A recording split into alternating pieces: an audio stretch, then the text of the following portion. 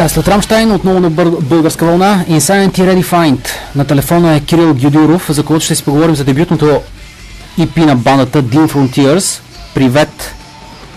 Здравей, Мартина. Здрасти, как сте? Добре сме. Аз в момента съм сам, тъй като не можахме да се съберем всички по това време, така че еднолично аз ще представлявам бандата. Така, разкажи за Insanity Redefined. Insanity Redefined е модерен хеви метал. Събрахме се общо взето миналата година, познаваме се от различни банди, в които сме свирили, и събрахме се да свириме трибют, кавари и така нататък. Стандартни неща, така че да заформим екип, и по някое време осъзнахме, че доста ни влече да пишем авторска музика в един такъв модерен стил. Има хеви метал в ядрото си, но като цяло има доста модерни добавки, така че модерен хеви метал смятам, че е добро описание за нас. И тази есен оформихме 5 парчета, които решихме, че трябва да ги издадеме като подгравка на албум. И всъщност решихте да предефинирате лудостта, така ли да разбирам? Да, харесва ни да предефинираме разни неща, и като цяло пишеме концептуална музика, така че там има много дефиниции и редефиниции. Това, което всъщност се опитваме да направим с EP-то, е да почнем да разказваме една история. И така, просто се наложи сега да го издадем, за да може да радваме хората с нещо като начало на една по-голяма история. Каква е историята в това EP? Накратко казано, малко фиктивно го раздаваме, пишеме фантастика за една космическа цивилизация, която покорява планети, източва ресурси.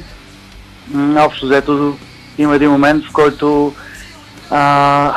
границите се разминават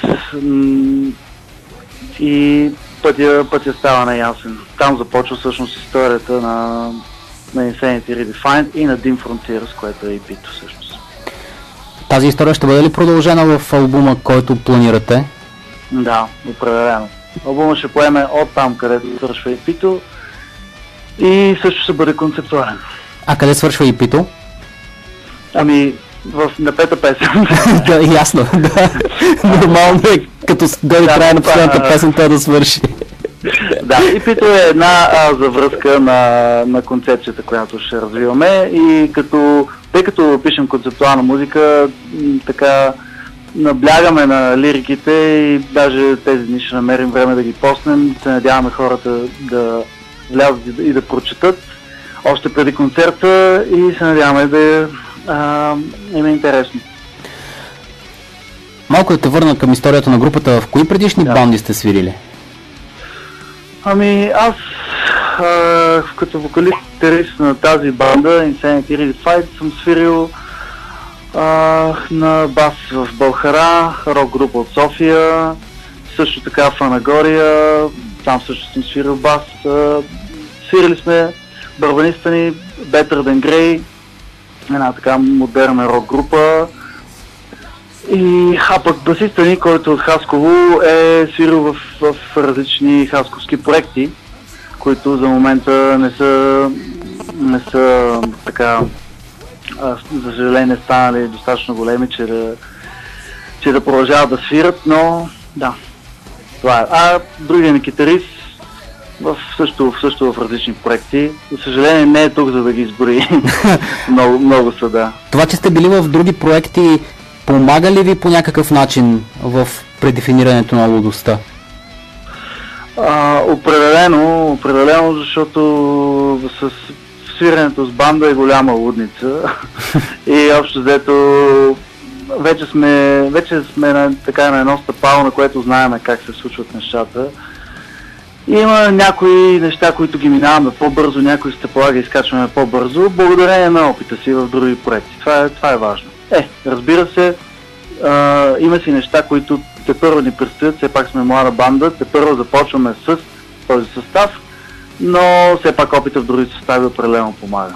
няма спор. Въпрос от слушател. Хеви металът модерен ли е? Хеви метал в ядрото си не е модерен. Зависи де. То знаеш, че малко се размиват вече понятия, защото в крайна сметка всичко, що е метал, е хеви метал, но класическият хеви метал така бележи един застой. Ето, виждаме го наоколо, но все пак има групи, които с малко модерни подправки държат духа на класическия хеви метал, което смятам, че правим и ние. Промоцията на това EP е на 24-ти. Малко повече подробности, за събитието. Да, тази събота, Барзар в София, свирим с специални гости, група Заплаха от Ихтиман. Познаваме се отдавна и те решиха да ни подкрепят за промоцията, което е супер. 9 часа вечерта започваме и общо взето още не знаем кой е пръв и кой ще е втори, но със сигурност ще остане време те да свирят достатъчно от репертуара си, така че да се чувстваме наравно и съответно ние да свирим цялото EP в последователността, в която е на диска и съответно и сме подготвили различни кавъри от модерната сцена. Входът е 5 лева, само да отбележим. И защо го нарекохте Dim Frontiers? Имам предвид границите, какво им се случва? Неясни ли са? Неясни са, да, определено. Това е така един гвоздей в концепцията на музиката ни.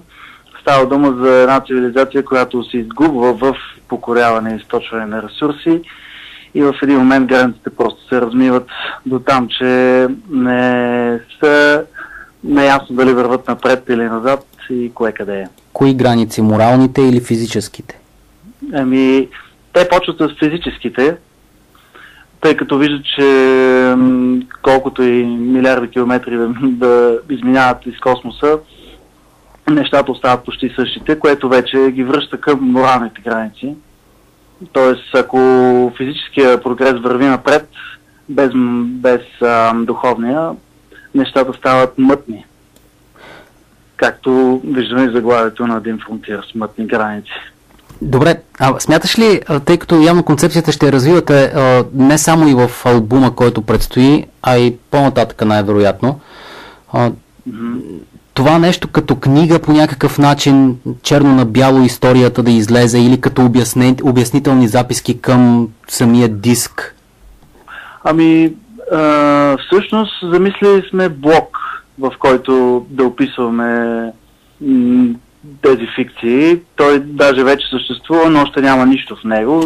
dimfrontiers.wordpress.com и съвсем скоро ще почнат да се появяват интересни неща там, надявам се. Най-малкото текстовете ще цъфнат там още тези дни. Добре, така, сега ще чуем още една песен от EP-то Fate's Haze. Тя каква точно част от историята и какво точно от историята описва?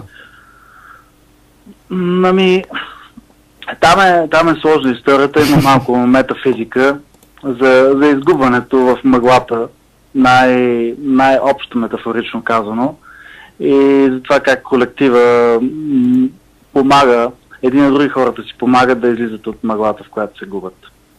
Ако приемем, че историята в първото EP, въобще, която развивате, е метафорична, тя може ли да бъде приложена към настоящето? Имам предвид това, което се случва. Да. Свидетели сме на едно време, в което физическия напредък, материалния, така да го наречеме, е стремглаво напред. Духовния малко изостава и често сме доста объркани и не знаем на къде отиваме, просто защото с единия крак избързваме напред. Другия не може да настигне. Благодаря ти за участието. Оставяме финала на този разговор отворен, защото очаквам с нетърпение това, което ще развиете в дебюта, дългосвирещия дебют. И аз благодаря ти за срещата. Да. Да, успехи пожелавам.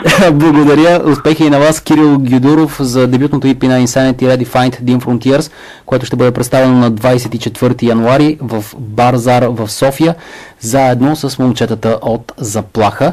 Слушаме Insanity Redefined.